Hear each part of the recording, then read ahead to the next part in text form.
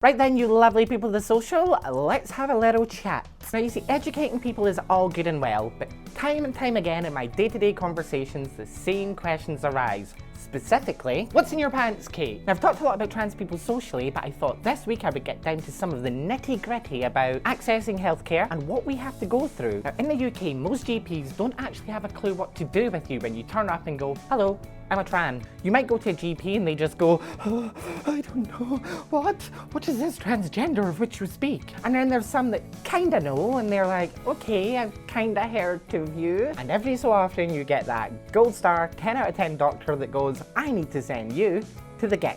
The GIC is actually short for Gender Identity Clinic, and it's where you're usually referred to when you're looking to start treatment, and it's here we will have to run the gauntlet to convince someone that we are actually trans. Seriously, from day one, it's a nightmare. Now you may remember in a previous video, I told you some people wait up to 3 years for the initial appointment. So what happens when that fateful day comes? Sit you down and they say, so, how can I help you? Oh, you know, I was just here for a bit of fun to do. I knew 3 years ago I would be bored on a Monday morning. What do you think I'm here for? This attitude is probably the worst attitude to have, because if you go in there being all brash and ballsy, ballsy, like you're trans and you're talking about trans junk, why are you so good, Kate? These gatekeepers who hold all the keys will make it harder for you to convince them that you are the gender you say you are. So after getting past that first question and managing not to unhinge your jaw and swallow the doctor whole, what else can you expect from this lovely experience? How about some incredibly personal, intrusive and dehumanizing questions all about your life? Like what, Kate? They can't be that bad. Really?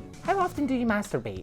Are you gay? What kind of underwear do you wear? How do you know you're trans? You don't look like a girl. Well, no shit, Sherlock. Why do you think I'm here? You may think I'm being silly with these, but these are genuine questions and statements that have been said to myself and fellow trans people when trying to access treatment. So after this fun and intrusive questioning session, what else can you expect? You go about your merry way and wait for your next appointment, which in some cases can be between 3 months and a year later. Seriously. And during this time, you're consistently having to chase them up for information about appointments, prescriptions, referrals. Dealing with a gender identity clinic is a nightmare. And once you've suitably convinced someone who's quite happy in their own gender identity that yours makes you feel uncomfortable, it's time to start hormones.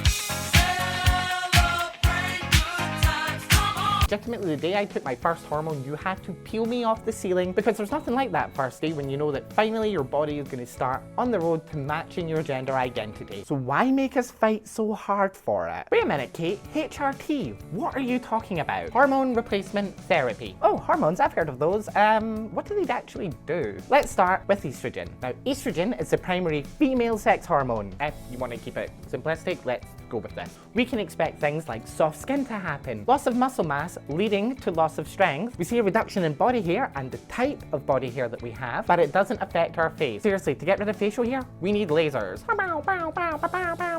And ultimately, it also causes boobs to grow. Now boys, at this point I know you're curious. Yes, they're amazing, they bloody hurt, and I love mine. But you can't just take these pills on their own. Trans women need to kill their testosterone. Now to do this can either take the form of tablets or a big stabby needle in your butt. Butt. You said butt. It's not funny. Still think transitioning's a fad? Now these drugs will basically cause a trans woman like myself to become incredibly infertile. And if she still has her penis, pretty much does nothing after long-term exposure. Looking at you here in North Carolina, seriously, no chance of it doing nothing to anyone. We just need to pee. And people sometimes ask me, does it change your voice? Simple answer to that is no. It doesn't. For us trans women, we need to have a wee bit of voice therapy. Now, there are some people out there that get their vocal cords short and they get this surgery and then they speak like this for the rest of their lives, and this is exactly how they sound like. They don't actually speak like that, but moving on. Originally, my voice was very deep, but I like using it as a superpower. So not to start opening that can of worms about how men and women are treated differently in society, but sometimes I have found dropping my voice has helped me get what I needed on the phone a lot easier. Seriously, like, hello, how you doing? I'm just phoning you up, like, mate, just to say, look, I need a hand with this. Cheers, pal. And whilst we're talking about voices, one drug that will affect someone's voice, testosterone. Now for people who are assigned female at birth and decide to take testosterone, that stuff does not come in a tablet form. I wonder what it comes in. That's right, you can get it in a lovely gel or another stabby needle in the side or the butt.